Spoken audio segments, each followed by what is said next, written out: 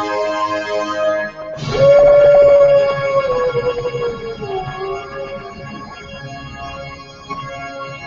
am ready now.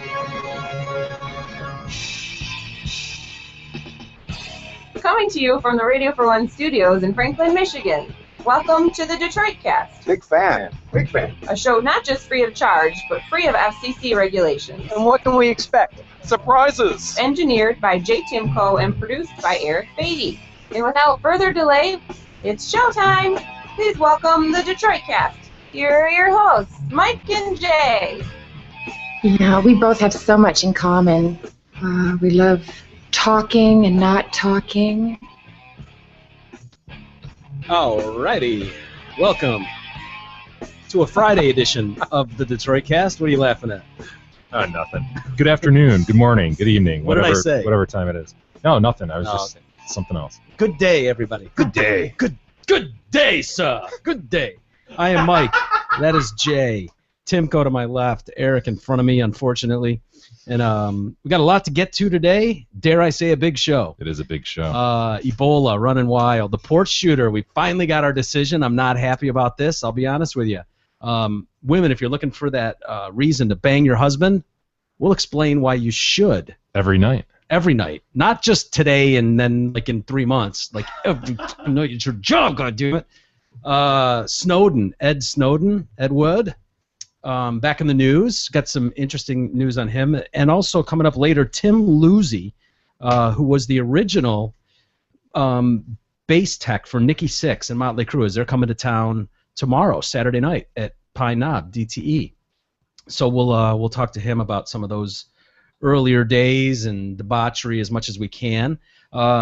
First, we should probably start at least and mention the fact that Eric caused such a ruckus on Facebook today, or yesterday, didn't he? With what was by basically going, I don't care, I'll text if I want, kill someone if I have to, whatever. Not what I said, even though Jay disagrees with me. That's what I heard. He Whatever. fucking said it. It was. I love those moments when you fucking go off the deep end at Eric, and that was one of those moments yesterday. And if people only understood how genuine and real those moments are, there's no acting, there's no playing it up. You're like genuinely in shock. I believe I called him the stupidest person I know during this conversation. I was absolutely genuine in that. Yeah, it was funny. We were doing the story on texting and driving, and kind of a no-brainer story, right? Yeah, we all do it, but it's wrong, and we're trying not to, trying our best, right? Yeah. No. And well, it started because we were talking about how I'll put my drunk driving skills up against anybody on the planet. I feel you're safe out there, people. If I'm behind the wheel and kind of fucked up drunk, don't worry, you're safe. But God damn it, if I'm not writing yes back to Jay, if I want to the lane. I mean, it just is. And Eric was like, yep, me too. I do it every day. Love it. Never going to change. Who cares? I do Facebook posts. I do Tinder. I check chicks out, try to get laid. And saying, I know it's wrong, and I regret doing it. I'm going to try not to do it. Well, if something happens, it probably will. Whatever, It is what it is, I think was the phrase. Yeah. I think he was mostly joking in his weird own way, but it's funny what sets people off because, of course, everybody that's throwing spears at that guy is guilty of the same shit. Everybody does this. Nobody's innocent in this. But it was just the flip attitude he had that kind of set people off like, you monster! My kids are on the road! Yeah, there's part A and part B to this. Part A, yeah, you're right. Everybody does that. Everybody does this shit. Everybody's distracted driving, putting on makeup and shit. But part B is, we all know, except for one of us, that we shouldn't be doing it. Okay, and we all regret doing it.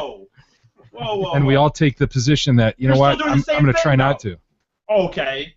How many times I drive down the road, people eating freaking Taco Bell, McDonald's, switching CD players, girls putting on makeup. I get it. They're not at a public forum, and I said in a very public forum, kind of, it is what it is. You kind of did, yeah. But, like those people are just as dangerous as me. Like out there. There are so many people out there. Nobody's denying that there's distracted driving going on. Okay. The problem is your fucking attitude. I don't know. It was 80% kind of maybe kidding. Mostly I saw you getting worked up, and I just like to get you going, I guess. I don't know. But, you know what? I'm the kind of person, when I see people start doing that, I definitely just start pushing it just for my own amusement, if anything. I don't mean to start a riot. I just wanted to acknowledge that it was that on Facebook it's funny. Usually you get 10 responses to a post. So it was like 70. It's like, wow, boy, oh boy, people were really in tune to that subject. People really took the liberties and using this also and anything they had against me, they didn't like. This was just a great thing to pile on. It was just kind of like, what are you gonna do? It happens. You see, Mike, this is your place, obviously, so you're not aware of what goes on in the driveway after we all leave. Yeah. So we're all either giving Eric a head start home, or we, I don't blame you. Before he does. Get the fuck out of there. I was a bad driver long before texting, man. I was not a good driver when I was in that one. Yeah. That's true, and I would too. I'd be like, okay, is he gone yet? Let him get a good few minutes down the road before I hop in the car. I don't blame you guys for that. Anyway, it's just funny what sets people up, and that was one of them. For sure. The Ebola virus, boy, it's the worst ever. They're claiming that the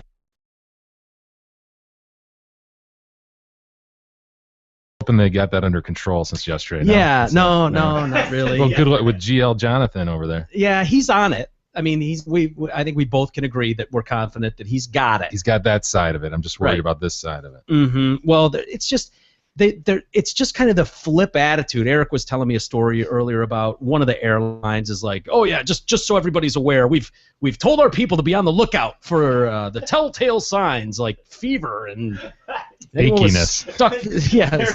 I mean, just like diarrhea. Yeah, really. Okay, Delta, you're on it. Great. I feel much better now knowing that you've told 2 chicks at the.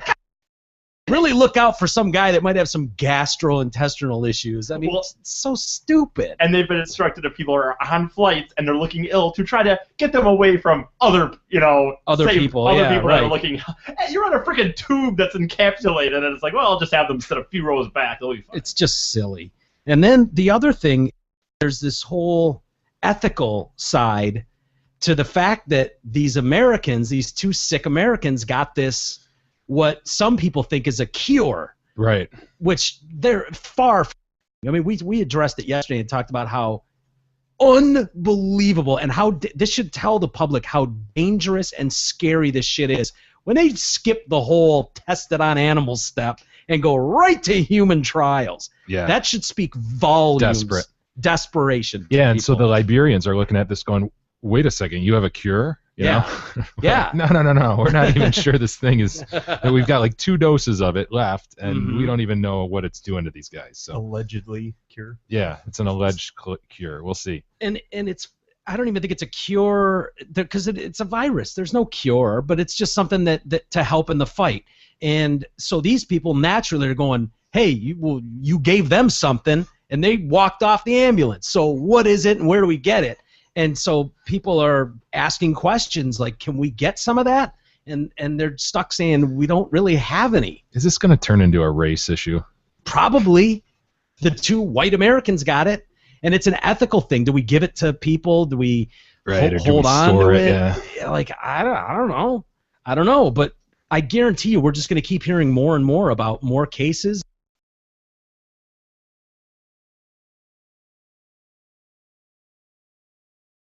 I'm sure they're going as fast as they can. I'm sure that company is looking, to break the stock market on this stuff. Yeah, the ZMAP, MAP Biopharmaceuticals in San Diego. And they keep acting like, which I hate. Well, we don't even know if it works. Obama, we're gonna follow the science on this one. Really? Are you gonna follow the science? Because you're not following the science. You just gave it to them. And we don't know if it works. Yeah, we do. Those doctors should have been ventilated. She's getting better. He's getting better. Those doctors. You, doctor. Brantley and Wrightball are getting better because of this. They gave her a 2nd dose, and she's ordering potato shit soup or whatever and loving her favorite tea and coffee. She's like having a ball, and Kent's making out with his wife, for Christ's sake. So it sounds like it's working, but I don't know. Everybody's trying to speed things up, ignorance and poverty. And that's the other thing. There's a lot of uneducated people there, And that's probably the bigger battle. It's the biggest danger. It's just the perfect storm of cultural misunderstanding, religious stuff, you know, and just uneducation and disorganization, and it's just going to spread and spread. And skepticism, not trusting your government at all. Fear, yeah. The fear is so bad. It's keeping sick families locked in their houses, bolting the doors shut, and not letting anybody in, and thinking, I'd rather ride this thing out and see where it goes because I know they're going to starve me to death. Mm-hmm. That's a shitty spot to be in. It's really hard for us here in America, in a virtual paradise, to even comprehend a thought process like that. But that's what they're dealing with. And this is the thing on the special training. To the airline crews? Yes, exactly. Advisory. This is according to the document through TMZ. TMZ releases. Ebola virus update, which was distributed widely to Delta employees. Ticket and gate agents are supposed to be on the lookout for passengers appearing to be ill. The agent is required to contact STAT, MD, MD, a calling station where doctors at universities, and other facilities can be contacted. The passenger cannot board if STAT MD does not sign off. Well, all right. Hopefully you spot that achiness and keep them off the flight. Damn it. See that diarrhea running down the leg. Yeah, right. That might just be a What is runner, that? though, Jay. You know, the bird shit you're talking about, the one runner.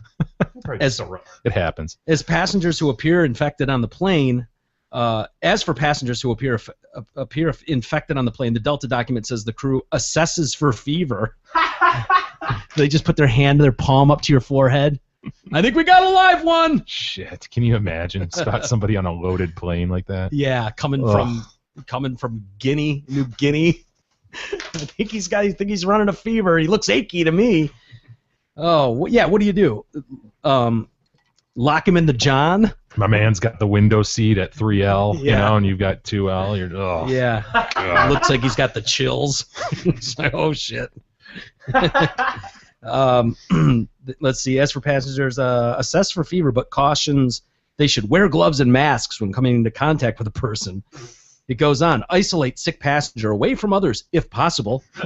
Designate lavatory for sick passenger. No big Stuff deal, him in the no. shitter if you can. Stuff him in the shitter. I just like if possible. Like, if not though, whatever. Do not block a separate lavatory for crew, and ill passenger to wear mask if coughing or sneezing, and provide tissues in a plastic bag for used tissue disposal. Does that sound like it's like so half-assed? You're fucked. If this is going on your plane, and it's like, oh, that guy just sneezed all over 4 rows of people. Get a plastic bag and some tissues, please. Post haste. Post haste, please. What are you gonna do at that point? It's too little, too late. It's over. If you didn't spot them before they ever got on a plane, that tube is carrying that shit wherever it's landing. Damn it. Done. And it's coming here. Welcome, Ebola. Welcome to the great states. Good God. I am usually so not an bad. alarmist. This stuff usually either. doesn't, get me. But maybe it's because I'm following this every day. I've never really done that before, followed news stories like this every day. But, dude, this one kind of freaks me out. It should. Gotta be honest. It should. That everything about it just sets off alarms because the last thing they'll want to do is panic people. The last thing you want to do is get a general public in a panic state. So they're going to downplay the shit out of everything. The media is going to kind of alarm and look for headline stuff. But when you're seeing Obama commenting daily on this stuff, that should tell you something. When you're seeing professionals from the CDC and the Emory Hospital in Atlanta making comments like they are, like worst ever, out of control, don't know what to do, and then giving sign like if you see this, say something like. They're saying the things without trying to alarm everybody and freak everybody out. Like, but this is serious shit. Mm-hmm. And yeah, I wouldn't want to be a young kid or an old person right now. Let's just say that. Aren't they usually the first to go? Oh yeah. Everyone keeping tabs on Don Sterling. Got to make sure people like Don are okay. Yeah. And Nana, right? And Nana, well, Jeez, Nana's. Louise, I'm ready to write Nana off. No one's looking out for her. We know that. Nobody's looking out for Nana. She's sitting on the dining room couch right now. You know the horrible story on the west side of the state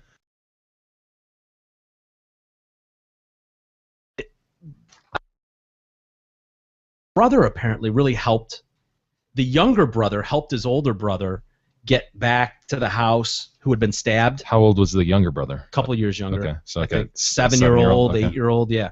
And was trying to get Band-Aids. I mean,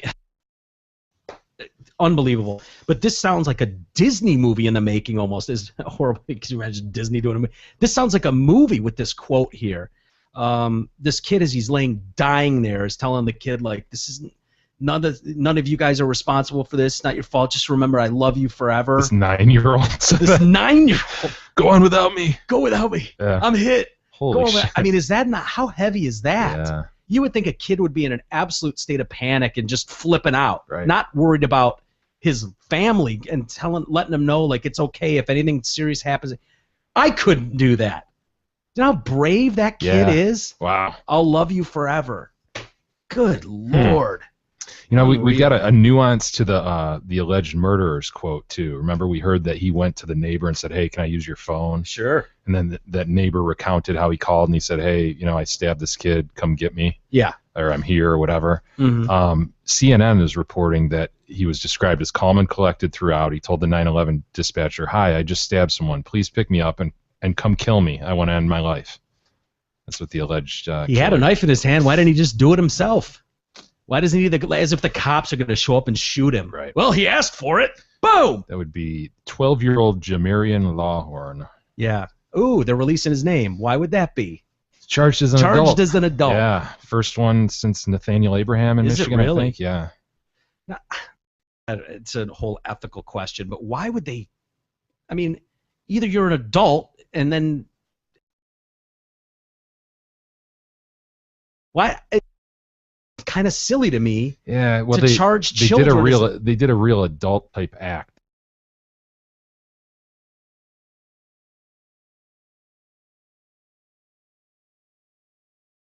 You would think that you would fall under the juvenile jurisdiction. I understand what you're saying, and good, charge him as an adult. You stab a 9-year-old to death, fine. But it just seems odd to. Yeah. Would they do the same for a 5-year-old? If a 5-year-old stabs someone to death, you go, that's a pretty adult thing to do. Charge him as an adult. Throw him in Jackson. It's a case-by-case analysis. Is that what it is? Probably, yeah. It's not the last 12-year-old to murder someone. So, Assistant Kent County Prosecutor Laura Clifton said that he will be tried in the same manner as an adult in the court's family division and will have an adult record if convicted. This charging route was taken because if a juvenile is charged as a juvenile in juvenile court, the judge would have no option but to discharge him at the age of 21. So that's why is that interesting. no option but to? It's under the juvenile code. So that's why that's what happened essentially with Nathaniel Abraham. Right. He was age 11, youngest person in Michigan to be tried as an adult for first-degree murder in 97. Abraham fatally shot 18-year-old Ronnie Green. We all remember that, a Pontiac. In October 1997. Abraham was convicted in November 1990, the day before his 21st birthday in January 2007. We remember that he then ran into legal trouble. Remember, he wanted to be a rapper and all that. Yeah. He was You up figured and coming. he'd have instant Oh my street God. cred. You murder someone at 11? Yeah. much But then he was hardcore picked up. can you get? He was picked up with 254 ecstasy pills in a bag in his car's trunk. You remember that? No. So I guess he's back. In jail? Yeah. Really? Yeah. No kidding. I didn't know that. Boy, you'd think that would have been big news. They were really following him. I think it was, man. Back Really? in 08. Yeah. Timco's not. God, yeah, he I don't remembers remember that at all. Wow. Huh. It's personal use, man. 254. Come on. They had a candlelight vigil for the kid that the stabbing victim, Michael Verkerke. And they had one of the family friends that spoke and says that I've talked to all the boys, Cameron especially, who was the younger brother. He's in good spirits, but it's difficult. He wants to say to all his friends here, thank you for coming, and he appreciates it. Hopefully one day soon we can play in the neighborhood with our spirits held high and our hearts open. Stern said that Cameron is a hero for helping his injured brother get home from the playground. He got him back to the house. That's a hero. Everyone was trying to get Band-Aids to help. That's a hero. That's community. He said Connor had one last message for his brother. Remember, he turned to his brother, and I want you all to remember this, he said. If anything happens, it's not your fault. I'll love you forever. That is really, really hard to believe and heavy for a 12-year-old who's stabbed to death. Yeah, really. On their deathbed No, would he's a say something like that. 9-year-old Or 9-year-old. I'm sorry. You're right. Yeah. Fuck. Isn't that crazy? Yes. Oh, we really and I thought this was classy.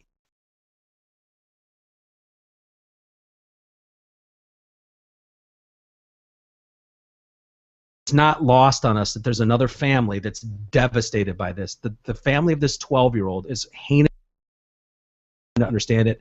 They must be going through living hell as well, and our hearts go out to them. I thought it was kind of a classy thing to say. In light, there's just, yeah. I mean, what can you say? Do we have any more details about the knife, the weapon used? I don't think. Again, my question was, does this kid walk up with a butcher knife, or is it a folding knife? How does this go down, I don't know. I haven't read any. If they've released that information, I haven't seen it. If anyone else knows, let us know. You haven't read anything No. either? Yeah. I guess they all held all the family and friends.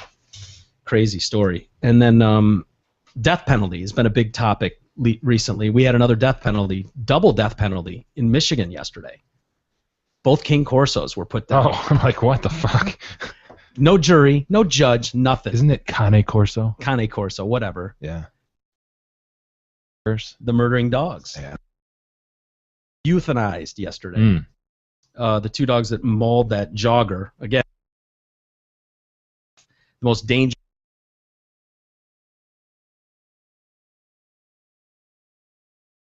Out there on the streets. And again, she's out, of course, not a care in the world, but she's competing in a very, very dangerous.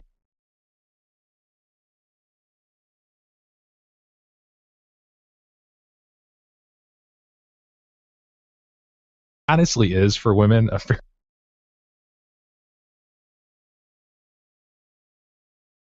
I won't let my wife go out on some of these trails alone. I wouldn't let her go out, period. Even with you.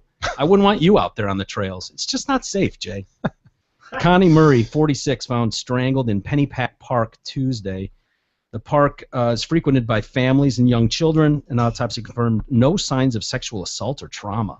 That's weird. It's the same thing with that teen from, where's she from? Armada? Yeah. That one? Yeah, no signs of sexual trauma. And by the way, they released the cause of death was asphyxiation, which we figured. Wait, I thought it was blunt. It was blunt force to the head and asphyxiation.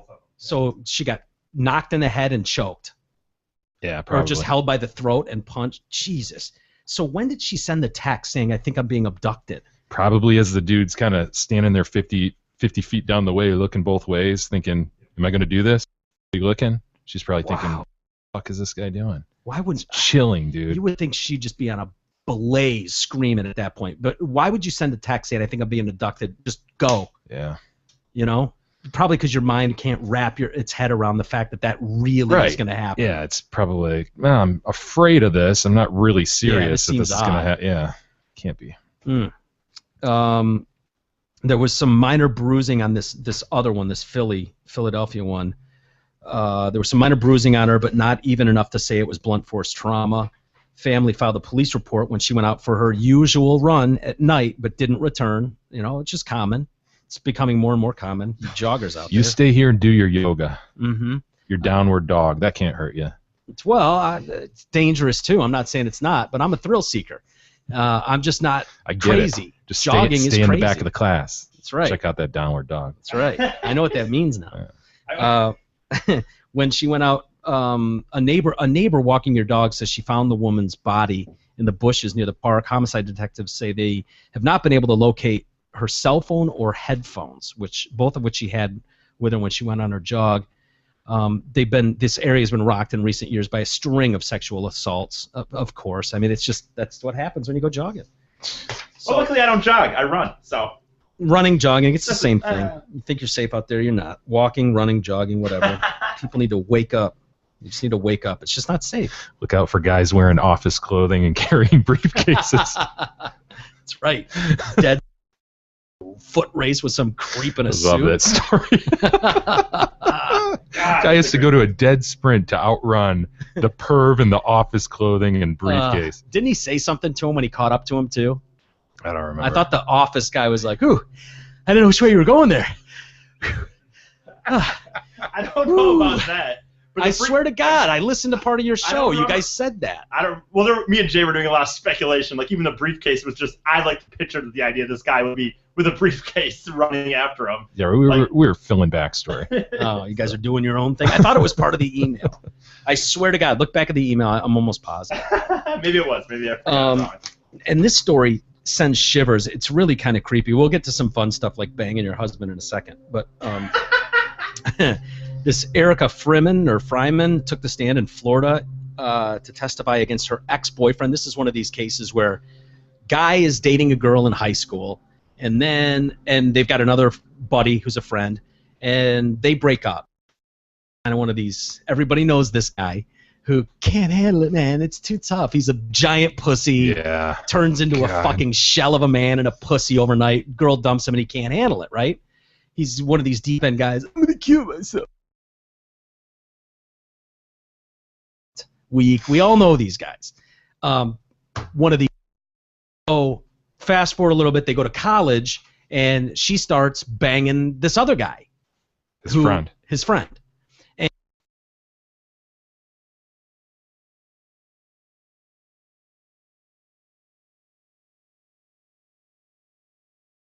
Kind of keep it off the radar.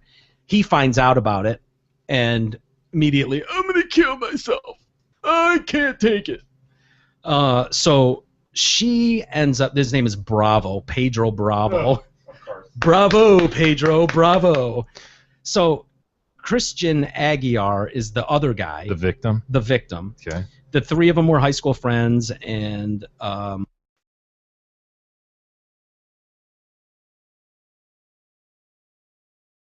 by the way, I'm dating a mutual.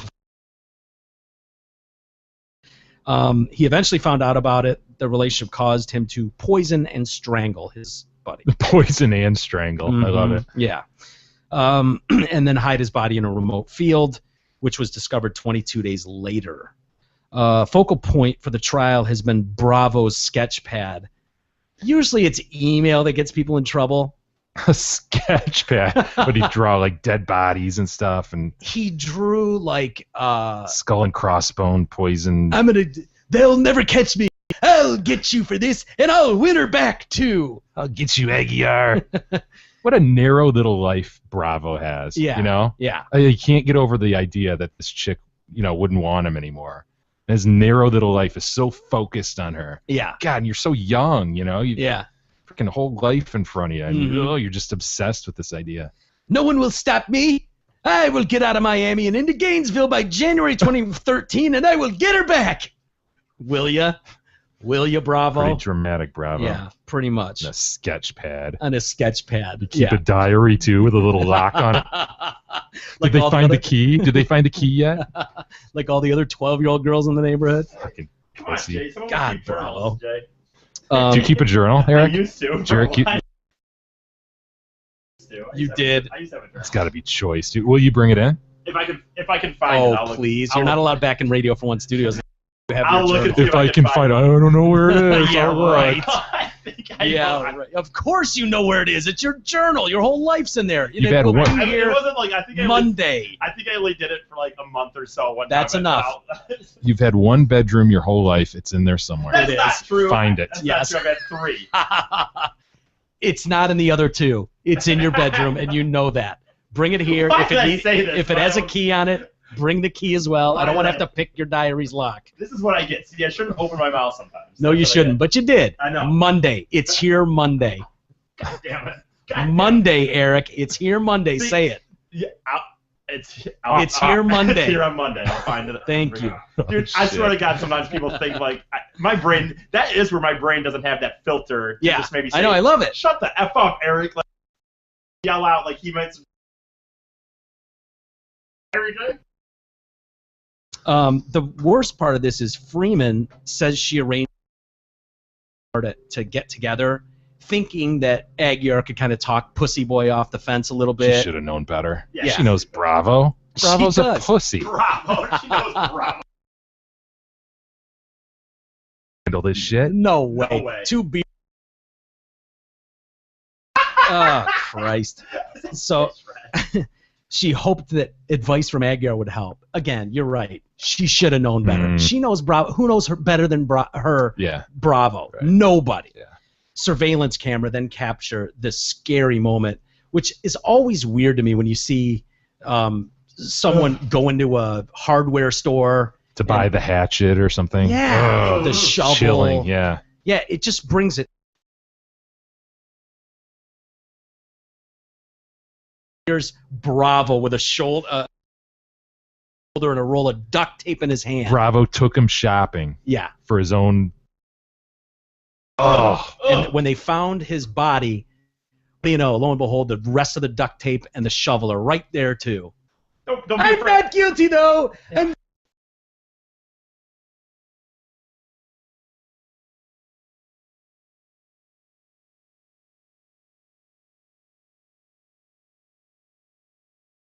Go. You know?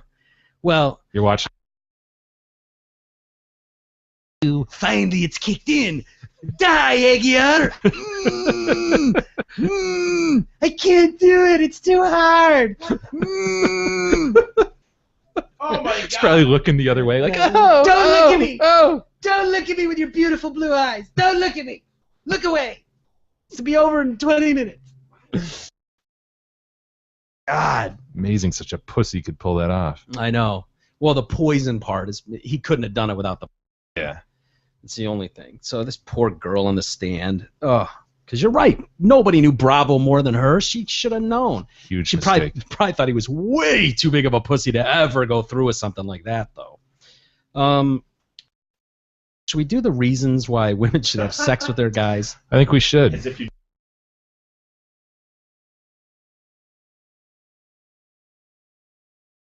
Comfortable, they get stale, Oh yeah. they mix, and all of a sudden something as important as sex gets backburnered. And that's not right, Jay, is it? It's not right. It's terrible. Should never happen. And I love this. This girl, Meg Conley, writes this article 5.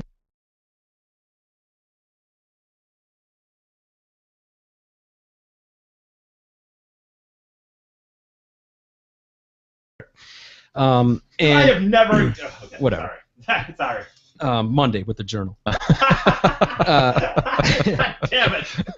God damn it. Okay. So she's getting her mani-pedi. She's like 16 years old, and here's these older women talking about their relationships, their husbands. They've had kids, and they're talking about, oh yeah, I haven't had sex in 3 weeks. The other one's like, I haven't had sex in 8 days. And she's this 16-year-old girl at the time is thinking like, the fuck? You're with your guy in the same bed every night. Not. Why wouldn't you be having sex? Right. Sex is awesome. What's the matter with you? A lot of these girls, I guess this is a common thing, if they haven't got their body back, they feel fat, they don't want to get naked in front of their guy. Ladies, if you only knew. Your guy doesn't give a shit. Trust me. He's much than that. So she's talking about, she says, she's talking about, oh, my life would be different. I would never do that. I would never feel too intercourse, carnal knowledge, lovemaking, fucking, knocking boots, coitus sex is everything that my 16-year-old mind imagined, plus more. And once Riley and I got married, there was lots and lots and lots of it. Then we had a baby, and I really was just too tired. My bones hurt, and for a while I did feel fat. After I lost pregnancy weight, everything just looked different. Still lovely, just a little wilted. I became a little distant. We started to fall asleep without talking or kissing. Then one day while washing dishes, I realized we had gone 8 days without touching each other. 8 days was quite some time for us. But the thing that bothered me most was that I hadn't missed it, and I knew that was a problem. So without further ado, here are the 5 reasons you should have sex with your boyfriend or husband every night. Ready? Okay. Being a mother, one of the ultimate expressions of womanhood, can often leave a girl feeling stripped of her femininity. Yes, I am a cook, cleaner, teacher, and wiper of all things disgusting, but I am also something more, something delightful and completely apart from my roles. I am a woman, and there's potential and depth, and heck, I'm a pretty darn good kisser, too. It's a lovely thing, finding yourself through the touch of someone else. 2, if you want... I agree with number 1, for the record. I agree, too. I really do. If you want your husband to act like a man, you need to treat him like a man. Agree with number 2. Hold the eye rolls. I'm not pushing for a return to the 50s. Women need Any number of criteria met to feel loved. Men are far simpler. They need to be fed. They need to be appreciated. They need to have sex. That is it. It's true, man. How does she know our secrets? She's 100% right, Yeah. though. That's Yep. it. Yep. There's no secret thing. That's it. Feed them, appreciate them. I know you worked hard. Have some pussy. Unless you're some dramatic man lady like Bravo. Yeah, no, it's very simple. You're right. Yeah, unless your man has a diary. We're not talking about those guys. Those people. guys. Dude, I'm fucking Christ. I'm not talking about you. Don't be so sensitive. Relax. Jeez. Jeez, Bravo, relax. Rabbit ears over there. I know. Well, Bravo, Rabbit all ears. sensitive rabbit ears. So I get yelled. I get made fun of. if I'm- Monday, Eric. I know, but I get Monday. But I get made fun of if I'm not. I get yelled at if I'm not listening. Then I do listen. I know. Then I get made fun of. So like, You're correct. You can't win. I'm not gonna pay attention anymore. That's fine. Where No, was that's I wrong here? too. See, That's it, really. So make or order dinner once in a while. Say thank you for your long hours spent at work with a hug and a smile. And when he walks through the door each night, better yet, smile as you hand him the kids and walk out the door for a while. Let the poor man see you naked. It is astounding what a good man will do for a good woman that has made him feel loved. After a few weeks of meals and makeouts, you will sit back and wonder why you didn't insist on having sex every night sooner. Talk about a small investment for a big return. was that number 2 or number 3? That was 2. I agree with number 2. I do as well. Number 3, you need to have a moment each day that is just about the two of you. Remember that boy, the one that made your heart thump and hands sweat, the one that called you when you hoped he would, that made you run hot and high up the stairs until you thought you would never come down. He is still there. Under the years and the bills and the worries, that smiling boy is still in love with, that boy is still in love with and needs his smiling girl. Every night after the kids go to bed is a chance to find him again, a moment to remind yourself that you are living a picket fence adventure, and my goodness, there's nothing the two of you can't do. Agree with number 3. I do too, Jay. Believe it or not, I didn't think I was going to agree with a girl on all Yeah, these. it's amazing. Yeah. Number 4, sex relieves stress. Agree. I do too. As a mother, I eat stress for breakfast. Not me, this is her. So it seems to me I have a choice. I can let off steam by A, driving around at night and bashing in strangers' mailboxes, or B, I can get down and dirty with the one guy I married that one time. I choose option B. I agree wholeheartedly with that. I really do. Simple one. 5, it's so much blasted fun. Seriously, why are we so quick to refuse the good things in life? We will slog through our children's algebra homework, do Zumba in public, and pluck the hair from our body one piece at a time. But tell a girl they have sex every night, she looks at you like you're crazy. An orgasm every night? What do I look like, a nymphomaniac superwoman? Ladies, did it ever occur to you or to us that we should have sex because we deserve it? Yeah, you deserve it. So tonight, put the kids to bed, leave the dishes in the sink and the floors unswept. They'll wait. Take a moment to remember that you are the girl you hoped you would be. Then go find the boy and remind him that he is the man you knew he could be. Rinse and repeat. This woman's a God genius. bless something. We should talk to her. Meg Conley. Meg Conley. Eric, Yeah. you want to find her? Yeah, I can try. And then Monday. What's your job for Monday? Find my There you go. diary or Good boy. journal. It is a diary. The journal. Tried to Damn call I'm it a man. journal. I'm a man. Journal. The journal. Sounds better if it's a journal, I guess.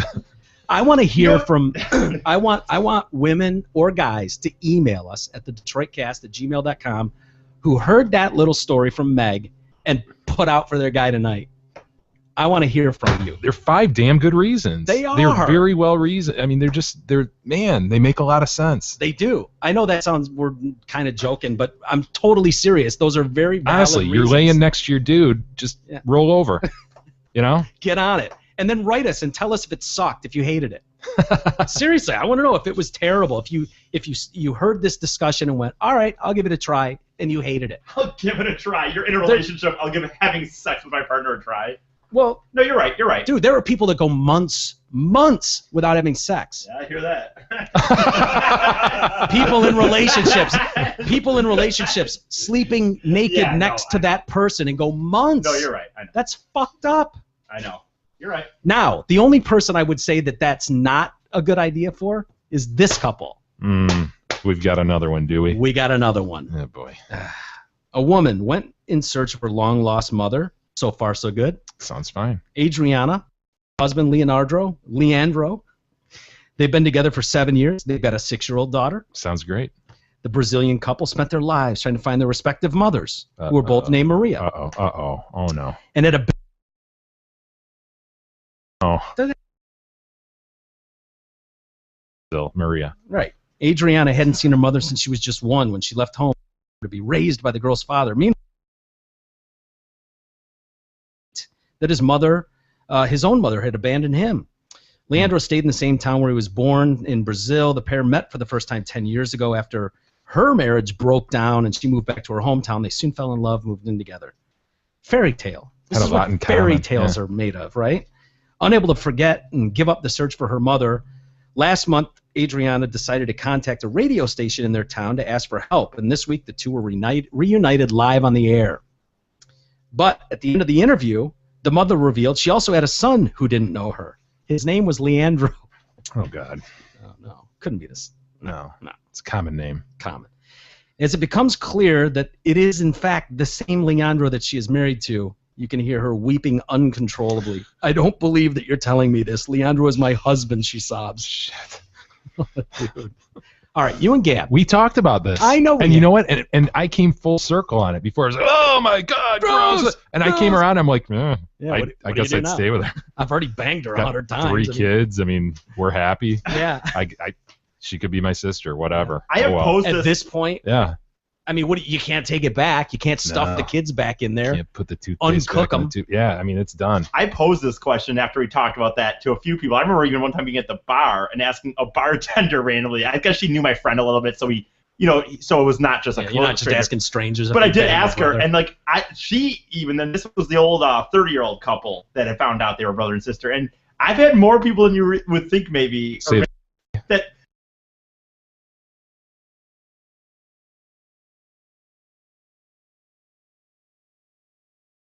If you had no, Right. you meet someone, fall in love, and plan your whole life together. Your kids all have one head. Yeah, You know, 10 fingers, They toes. seem to be healthy. Yeah. Yeah, they're a little duh, but they're for the most part they're all there, kind of. What do Percent. She could be my sister. you? Yeah, you can tonight, but you ain't going anywhere. You're both in the same boat. I mean, your mom, Right. auntie, Mm-hmm. auntie, mom, And I go back to the other thing. It's uncle, like dad. if you get This is arrested, Leandro, my uncle, father. say you divorce her, and then you're like going to family reunions, then it's like, oh, the ex, like, oh boy, and then I think you pointed out, Walter, too, you're right. Like, what if she moves on and she gets a new guy, and it's your sister, and you're You your guys banging my but then- sister, or my Yeah. ex-wife, and you're whatever. also a little jealous because you're Yeah. kind of like that son of a bitch. I used to be in that. It's like that Chappelle bit with the White supremacist. but yeah, blind white supremacist who later finds out black. Yeah. And then Unbelievable. dude, one of the Yeah. ever. Yeah. Did you know that I touched on this before? There's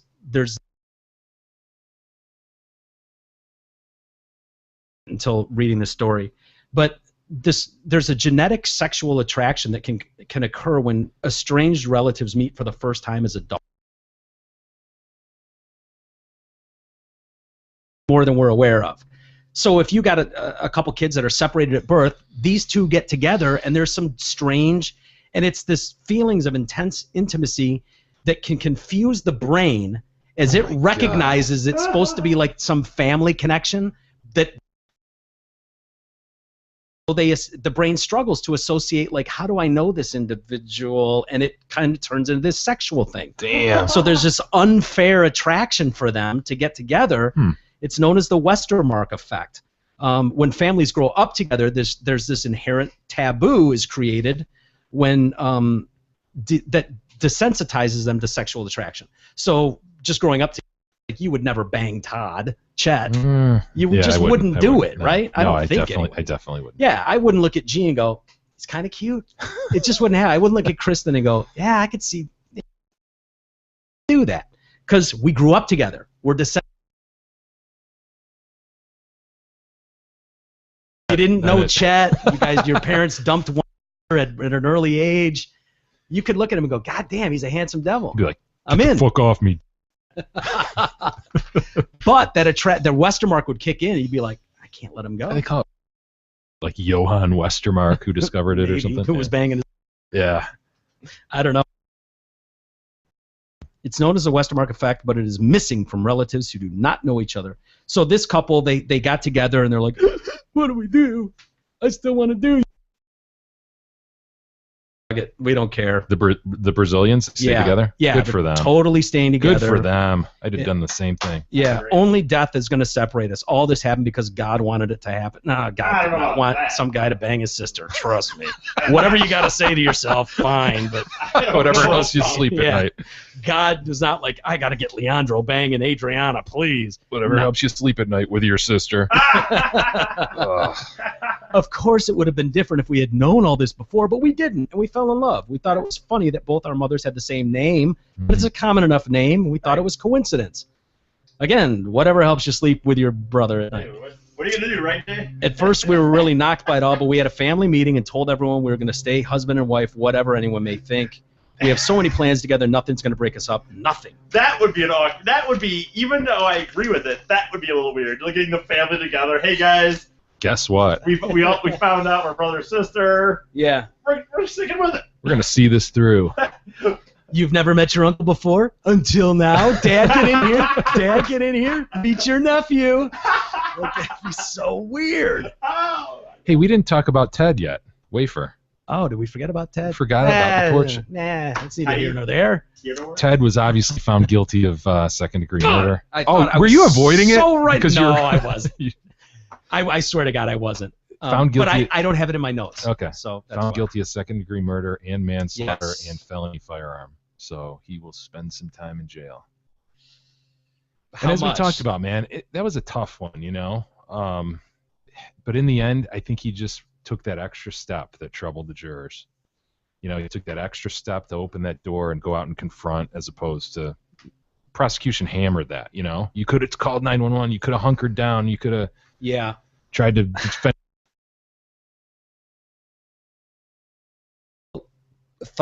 Really thought that was going to come into play, and it didn't on these stupid jurors.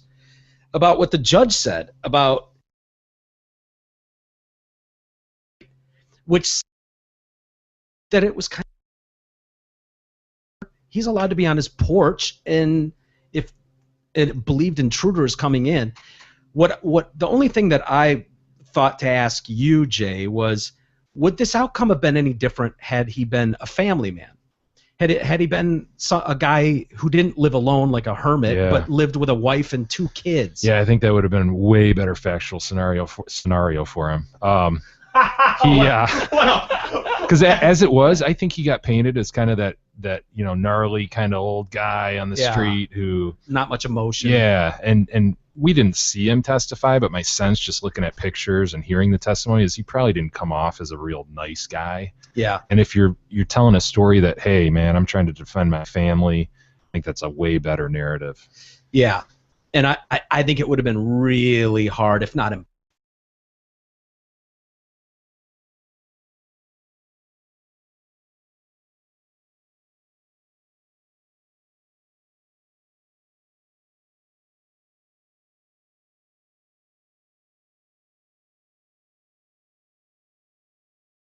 It probably would have. Yeah, with family in there? Yeah, they might have looked at that and said, it's more real. You're trying to protect these little kids, and we can all understand the fear you would feel. But as it was, I think they just looked at him as kind of this cranky old dude who just went a step too far. Mm-hmm. And I doubt any of them looked at him as like this awful monster. But I think everybody agrees it's just a crazy, unfortunate situation. It was a tough fact pattern, Yeah, it was. But he's going to spend time. He's got a felony firearm conviction, which is a 2-year minimum or mandatory. Yeah, he's going to be in for 2 years for that, and then my prediction, I said it the other day, probably 10 years for if he gets murder. Because they'll do the whole pre-sentence report and everything. They look at him personally. What are all these factors in his life? Does he have anything prior? All this stuff. Was he a member of the community? They've got all these factors they look at. They look at the factors of how the thing played out. Obviously, some deadly force used. Mm-hmm. And so all that boils down to kind of a sentencing range that's recommended. And I predict he'll get 10 years. Now, will he get to appeal this, obviously? Yeah, every criminal defendant in Michigan has the right to appeal. You don't have to ask the Court of Appeals to take it. We've talked about that on some appellate issues. You're asking the court, will you take this? And they either accept or reject. The court has to take it. Doesn't mean you have a case. I mean, they'll throw everything at the wall. They'll throw, he'll throw his counsel under the bus probably. Ineffective assistance of counsel, and he'll list 5 ways that they fucked up. They'll throw out prosecutorial misconduct, Conduct by not allowing some well, they'll those challenge stats. They'll challenge evidence rulings, yeah. Yeah. But it's really hard. It's really, unless there's something glaring that we didn't hear about that happened during the trial. It doesn't sound like there was anything major. Will it help to hear from the jury? I'm assuming we'll get to hear comments maybe from some of them as to why they ruled the way they did. Yeah, they are usually because I told by imagine the this was judge. close. I imagine this had to have been a close case because you and I have sat here debating this and really been on the fence. Yeah. And could have seen it going either way. However, it only took them about a day. Hours the one day and probably 4 or 5 the next. But if you could redo it, knowing what you know, knowing how out in front of a jury, if he takes another case, don't you think it's something where it's like, dude, you got to show some real emotion here. This is no bullshit. You got to let him, and try to coach your guy. You mean if he got a new trial? Yeah. Could he not? It's not a guarantee that he get a new trial. Oh, no. He can appeal the conviction, meaning he can ask the Court of Appeals, overturn my conviction, give me a new trial. But he's got to fight for that. Oh, he's got to have a damn good argument for that to happen. And, wow. And like I said, unless something happened in rulings by the court or something happened in the about from reporters, which we would have. There's people sitting in there blogging. Yeah. Unless that happened, he's got no shot. Really? Yeah. Unless she fucks up the you sentencing always somehow. hear that. You always hear people say, "Oh, we're going to appeal this." Oh, of course. Blah blah blah. Because they have the right to. Why wouldn't you? Yeah. You appeal every criminal conviction. Yeah. You have the right to under the Michigan Constitution. So of course he'll appeal. Yeah. Will he have a claim? No, probably not. Wow. Okay. So then he'll sit in jail while that process is going on. Yeah, it's very rare to get bonded out during an appeal. Really? Yeah. And we saw that with the chick who got mad at the lack of jizz. Remember, he didn't have a little bit of jizz in him. Yeah. Sure. She got a good ruling from the trial court on that, and the prosecutor appealed it, and the Court of Appeals said, yeah, sure enough, go back to jail. A little bit of jizz. Jeez. A little bit of what? Yeah, that was the story of the guy. She banged him, and she wasn't happy with what he produced. Right. And accused him of cheating. It's just a great fact. Which he was, in fact, doing with her. Yeah, right. He was married, right? Yeah. 15 years. Oh, my God. What a crazy story. So, so he will be in jail. He's going to get jail time, real jail time, period of years. It is what it is, and obviously the people there saw things that we didn't.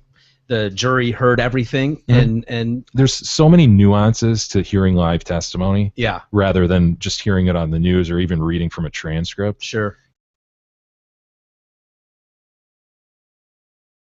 Stuff comes into play. Yeah, they judged him by how he presented. Yeah. Yeah. And they're trying to make a call on who is this guy? What was he thinking? Past the fact, damn business. When this shitstorm wound up on his porch and running across from this side of his house to that side of his house at an ungodly hour. Like, that's the part where it's like, really? You're going to put a guy in jail for years? It's tough. Ruin someone's life when he's sitting in his own damn house. It's not like he was at a drug house and he's at his own damn house minding his own fucking business when this showed up and presented itself. And he reacted one way. Would everybody react that way? No. But I just...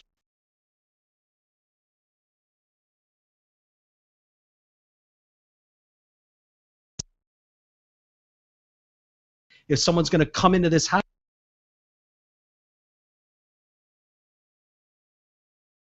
wouldn't be to open the door and shoot someone. But I could see how you could do that. Yeah. I tiptoed.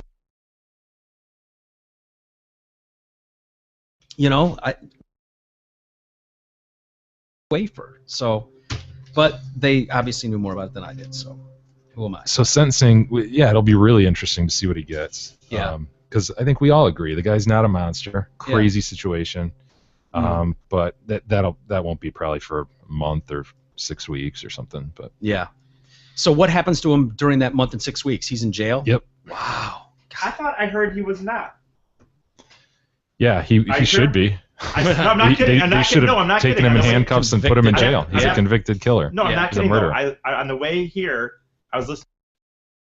How about your Google machine? If they granted him bond, I guarantee the prosecutor is appealing Fighting as it. we speak. Yeah. That wouldn't make any sense. Maybe, what's wrong? Nothing. No. It just wouldn't make any... They would walk the deputy over to him, put him in handcuffs, and walk him. That's all I've ever seen. Anyway, Dearborn, number 2 in suspected terrorism links. Does that surprise anyone in the room? Well, you Honestly, always hear this population of Arabs outside of the Middle East that we have the highest. Is that true? Is that accurate? We have the highest population of Arabs. Okay. And we're number 2, but not really in suspected. New York City with fucking 8 million. What's Dearborn have 100,000. Yeah.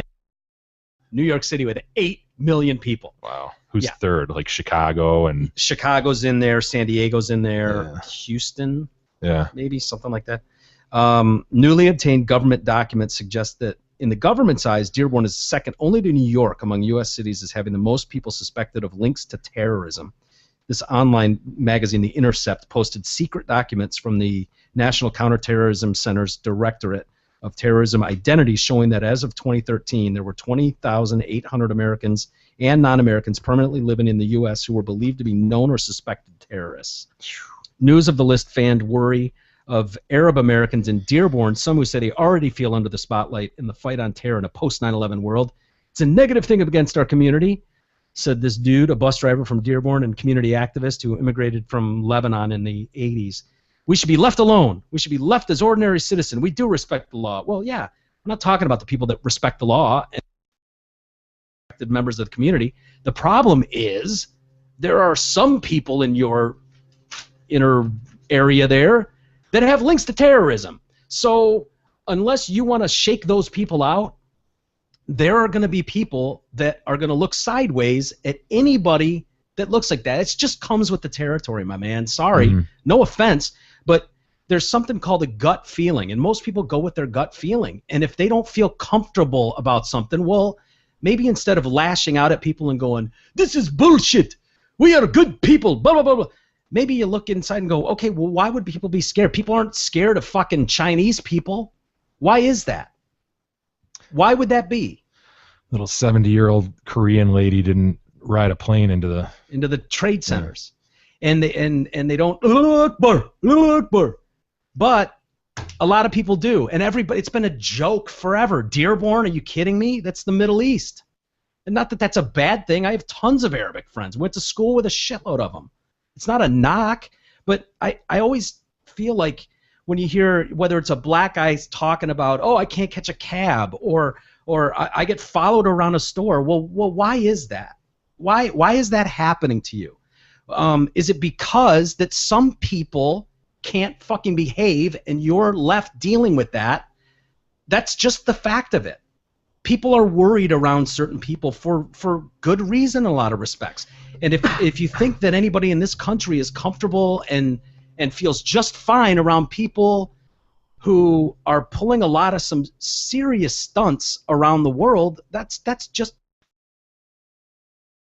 sensitive or stereotypical, but that's just the reality of the world we're living in right now. It's a pretty scary place. Yeah, I mean, it's the whole profiling thing, right? Yeah. At the airport, it's like, well, who should they pull aside? A higher percentage of little old Korean ladies, or Does anybody on the plane feel like, thank God they pulled that 80-year-old wheelchair-bound woman over? Thank God, now we know. No, they don't. But I don't know. So often we see things like, if you see something, say something. If you have a gut feeling about something, don't just sit idly back. But then at the same time, they don't want you to profile. Well, if you look at what's the famous airline in the Middle East that profiles the shit out of people? They haven't had any planes go down. What is it? El Al Airlines or something. Yeah, They're the safest plane in the world. They haven't had a plane go down ever, I don't think. And they're the first ones to admit we racially profile the shit out of people because we know who's blowing things up and we know who the trouble is. And I don't give a shit about correctness. What are you looking at? Eric, thank you for distracting the guy with. I'm looking at a very old article that he pulled up about him posting. LL. Waiver posted bond after preliminary examination back in December. Christ, Eric. In December Oh, Jesus 2013. Thank God we know that. Monday, Eric. Monday. Damn it. Okay. Then after that, they brought him in. There was a trial, Okay. and they charged him with. Sorry, I thought. Then the jury deliberated, and I they was found him thinking, guilty. is there any chance that Eric's right about something here and we don't know about it, and they just let Wafer go home? I think we can, Convicted murderer. Go home. We'll call you when we need you. can we adjust the intro a bit because you keep saying produced by Eric Fady, like in the loosest sense of the term. Can we adjust? Title only. It's just a title. Don't worry Yeah, about it. Judge I'm not did- a host either, so I'm still here. The judge denied bond. You're right. In order to wait for the remaining week. He's right? No way. Wow. Oh, Eric. Anyway, I swear to God, I thought I heard something on the radio on the way in that said. you did in 2013.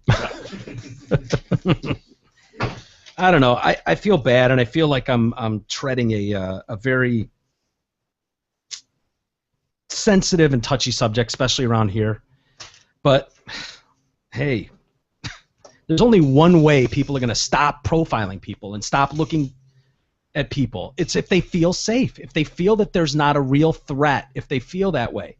And when you see stories like this, whether there are secret documents that come out or not, it kind of justifies people's concerns. If you go, oh yeah, suspected terrorism links, Dearborn, with 100,000 citizens, is number 2 in the country, only to the city with 8 million citizens. Man. What can you say, man? It is what it is. I don't expect you to say anything. Did you see Ed Snowden is going to stay 3 more years in Russia? He renewed his lease. He did. He got a new lease. Did he get a visa renewed or something? No, well, yeah, kind of. He's been granted permission to stay in Russia for 3 more years, his lawyer said. Yeah, is it Temporary asylum. asylum? That's a yeah. He has like some formal designation.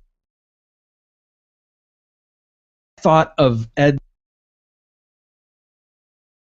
somewhere Was for a long time, like for 3 months Yeah. or something. Yeah. But I still thought of him as just sitting somewhere, like What was in a room. that? What was that movie with Tom Hanks where he did that? He got trapped in Yeah. between a rock and a In an hard place airport. because there was some civil war behind him, the country he came from, and then Yeah. he wasn't able to get asylum or whatever. So that's what I think of when I think of my man. Yeah, what was It's kind of like taking showers in the airport bathroom and shit. Yeah. It was Terminal. Terminal. Yeah, The Terminal or something. something like that. Yeah, I totally know the movie you're talking about. Moscow airport last year en route to Hong Kong to Cuba shortly after he released the documents about the NSA and all that.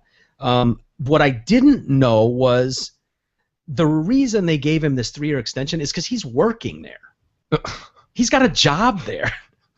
Like, I don't know why I thought of him as just like sitting in an empty airport, just like twiddling his thumbs all day. But he's looking through all his documents. yeah. But he's actually sitting there with a job, and he'd love to go Oh, home. I'm sure he has a job. I'm sure the KGB hooked him up with a job. He's working in the Snowden. He's not done. He hasn't given up all his information yet, so Yeah, they need right. him for 3 more years. He's working in the information technology field, and that holding a job was a key consideration in extending his residency. The lawyer did not give details about where Snowden is working. He also said he's under the protection of a private guard service. Okay. Yeah. And what was the story that nobody from the government, the Russian government, had approached him in any way? Never. Not a word. Such bullshit. Of course it is. God. Well, why don't we take a quick timeout and we'll come back with Tim Luzzi. Cool. Former bassist or not bassist, but bass tech for Nikki Sixx during all the good years. Very cool. From the very beginning through the Feel Good tour. So, yeah, we'll do that next on the Detroit Cast.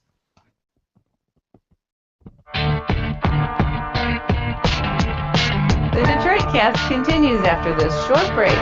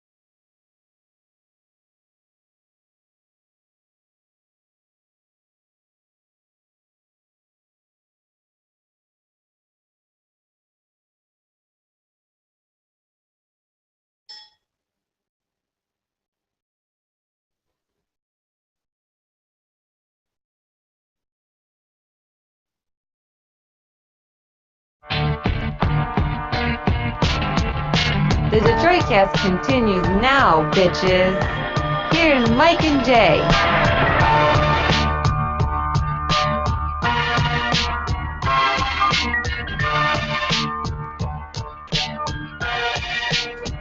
Alrighty, welcome back to the show. The Friday edition, getting ready for the weekend. Big weekend, too. Motley Crue in town. I'm excited. I finally broke down and decided I got to go. I can't miss a Motley Crue Good for show. you, dude. Yeah. Seen everyone. Yeah, for years and years. This is it. Yeah, this is it. So I'll have to definitely go back. In November. Yeah, I will. Because what I don't know that this particular tour is got. Tommy finally got his roller coaster, like arena roller coaster, but it's at Pine Knob DTE. So how do you do that? Can you really have a roller coaster through DTE? You couldn't, right? It's got to be in an arena. Yeah. So I don't know how they're going to do that, but I'm excited to find out. Where's November? Palace or Joe Louis? The Joe, yeah. That's cool. Yeah, hell yeah. I saw him at the Joe a lot 84. of times. Mm-hmm. Definitely. And so anyway, why don't we give a buzz to Tim Luzzi, who was Nicky's bass tech back in '81. The early days, and then ran through the world with these guys. Wow. I mean, imagine what that would be like. He's a neat guy. I found him. I had bought was buying a bass that I thought was Nicky Six's, and figured who better to ask, right? Yeah, and so I knew about Tim Luzzi as this bass tech through the years, and I think I asked Nicky about it or something, and he didn't know what I was that's who's talking better to about. ask. Well, yeah, except Nicky was a mess forever. Yeah. So what the hell is he gonna know or remember? And of course he didn't. Old school, stick to your guns. So anyway, I tracked this dude in L.A. So was Nicky just like, dude, I don't know. Yeah, I've had like, dude, 100 different basses. Yeah, a million basses through the years. I have no idea. I found this guy. He's a school teacher now in L.A. And he was nice as can be. And I sent him pictures of this thing and tried to authenticate it. And in the end, I didn't have as much luck as I had hoped. At first, he did. He thought it was, and then he called me back. I was like, dude. After you bought it? Yeah. I know. So he said, yeah, it looks like it. And you're like, bam, pull the trigger, buy it. And then he calls you back. Oh, shit. I know. He's like, well, I still appreciated him calling, going, here's why I'm suspect. It might be one of them, but these are not strings I would have used. These inlays I wouldn't have put on there. So unless somebody altered this bass, which absolutely could have happened, it's a unique color structure and stuff. So anyways. What years were you thinking it was from? Oh, early, before he was sponsored by Hammer and Spectre and those companies. And I was told it was like a practice bass that he would warm up with, and there's a whole story to it. Like, remember the Nasty Habits? You wouldn't remember that by name, but they were the two girls, the hot girls on stage with the band. Yeah, during the Feel Good, the backup singers on the Feel Good tour. One of them was named Amy, and apparently this bass was given to her from Nicky, and the back of it is Nicky's autograph. I've got enough Nicky autographs to know which ones are real and fake. And this says to Amy, AMI, and it's got this big thing written to her and then signed Nicky Six. And I've got a letter from her saying that, yeah, Nicky gave me this on the tour. I love the color of it, and it's like this purplish green that like iridescent sort of. Yeah, kind of thing that like depending on which way it hits the light, the color changes. And it's kind of an oddball bass. And it was supposedly given to her. She ended up selling it years later, and then it made its way to me. And so when he first gave me the go-ahead, I was like, yeah, I got one. I got an actual game-used Six bass. And so anyway, I don't know. But anyway, Tim's been great over the years, and he's got obviously great stories from all those years in tour. So why don't we give him a call, and in advance of the show Saturday night at DTE. So let's dial up Tim Luzzi.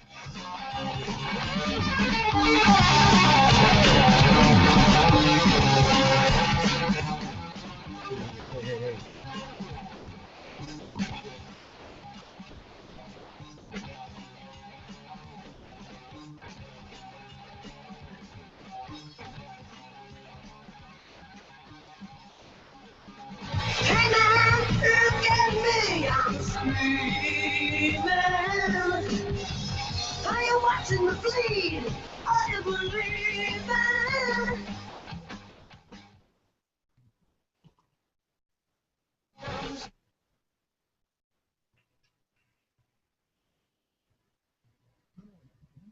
Jay's here.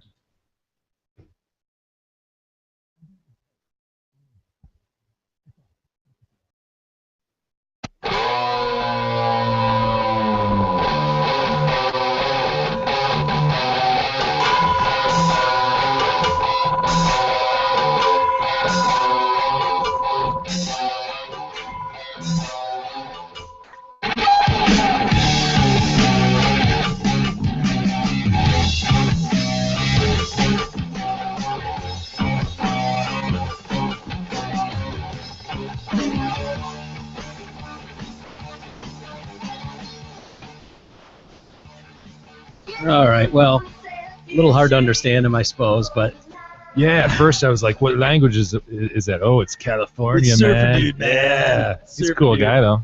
yeah, Real yeah. nice. Yeah. I hope people got something out of that. And I'll report back how the show is on Saturday. You guys aren't going, I take it. So No. anyway, but thank you to Tim Luzzi for coming on and talking about some of that stuff. It's got to get old talking about the same stories over and over. So, well, everybody have a great weekend, and we really appreciate you hanging with us. And another week down, and we'll be back on Monday, and we'll do it all over again.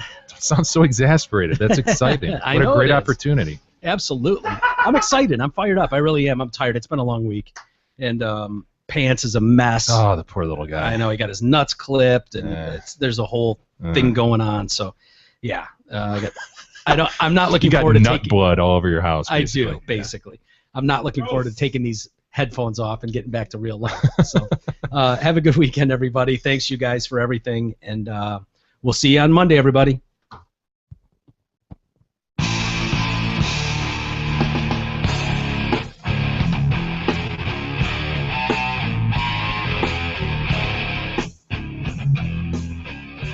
You've been listening to the Detroit Cast with your hosts, Mike and Jay.